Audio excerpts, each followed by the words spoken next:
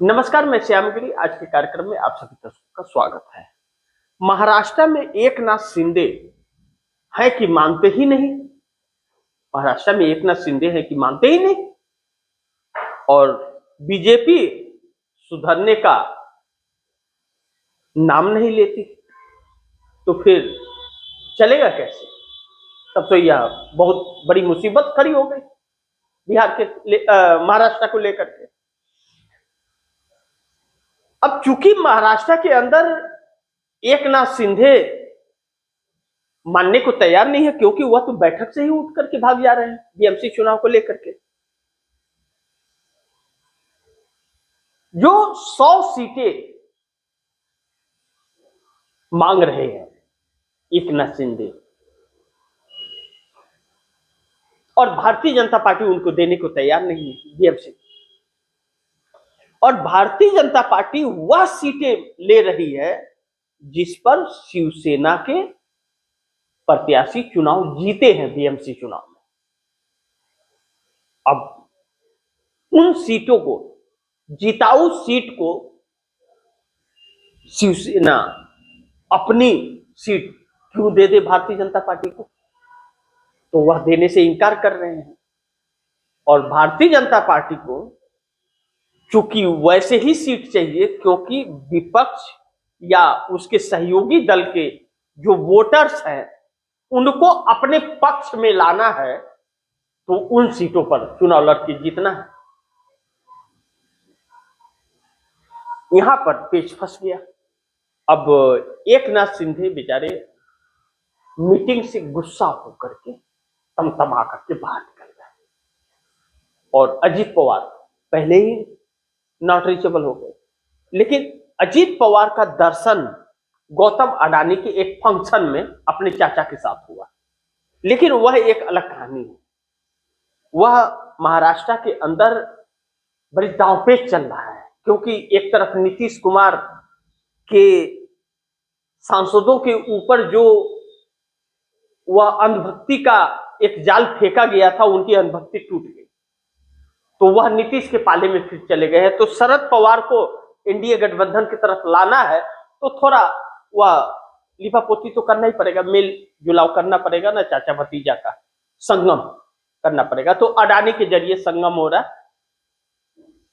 क्या लेन देन है वो सब हो जाएगा, क्योंकि शिंदे को भी तो यही दोनों मिल करके लाए थे, यह सत्ता में भी थे और यही सरकार गिराए भी थे एक षड्यंत्र के तहत। अजीत पवार ने तो लोकसभा चुनाव में एक्सेप्ट भी कर लिया था महाराष्ट्र चुनाव में, नई बात थोड़ी है।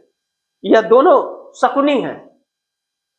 अब चेहरा इनके सामने आ गया। अब जब जब इंडिया गठबंधन सरकार बनाने की बात करती है तब तब, या व्यवस्था बदलने की बात करती है तब तब शरद पवार अलग रंग अपना दिखाने लगते हैं। यानी कि वह चाहते हैं कि मोदी की सरकार बनी रहे केंद्र में, क्योंकि मोदी रहेंगे तो अडानी है, नहीं तो अडानी का तो सफाया हो जाएगा, वह जानते हैं।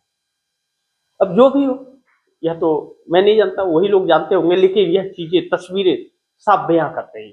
दूसरी तरफ एकनाथ शिंदे को लाने वाले भी यही लोग हैं तोड़ के। अडानी, अजीत पवार और शरद पवार उस मीटिंग में थे, और शरद पवार सरकार में भी थे, महाविकास अघाड़ी थे। और यही अजीत पवार जो इसमें डिप्टी सीएम है, उसमें भी डिप्टी सीएम थे। तो फिर सरकार क्यों गिराई?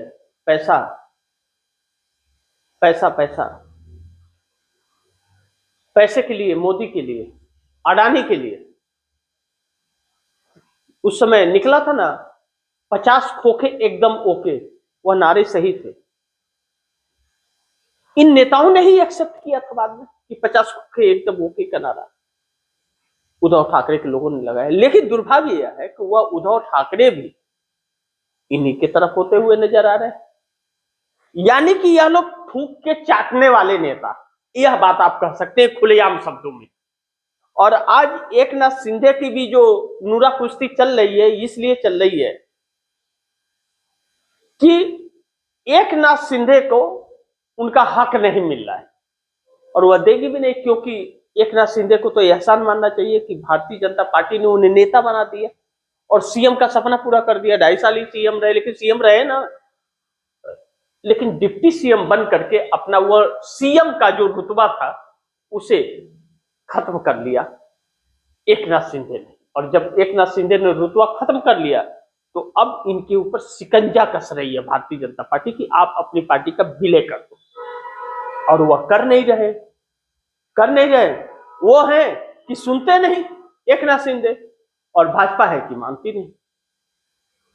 करे हम तो आपको तोड़ फोड़ के रखेंगे और आप कुछ भी कर लो, आपको वह करना पड़ेगा जो हम चाहते हैं।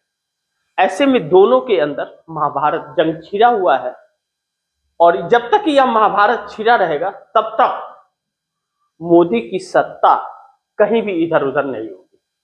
वह आपस में ही लड़ते झगड़ते और बिगड़ते रहेंगे और आराम से मोदी अपना 5 साल पूरा कर लेंगे, क्योंकि 2 साल तो पूरा होने ही वाला है, बचा 3 साल वह भी पूरा हो जाएगा। ऐसे ही चलता रहा तो, और शरद पवार आ गए, उद्धव ठाकरे आ गए, तब फिर सरकार गिरनी ही नहीं, तब तो फिर नीतीश और नायडू निकल भी जाए तो कोई फर्क नहीं पड़ेगा।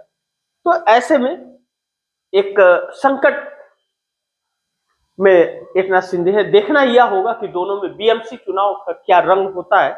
लेकिन बीएमसी चुनाव को लेकर के जिस तरह से महाराष्ट्र के अंदर शिंदे और भारतीय जनता पार्टी में ठन गई है, वह किस मोड़ तक जाती है, या यह नूरा की स्थिति सिर्फ दिखावा है, बाकी सब ठीक ठाक है, यह बीएमसी के चुनाव के वक्त तक पता चल जाएगा। तो इसी के साथ आप दर्शकों से इजाजत चाहूंगा, अगली खबर के साथ फिर हाजिर होऊंगा। लेकिन आप दर्शकों की क्या राय है, क्या सुझाव, कमेंट बॉक्स में जरूर दीजिएगा।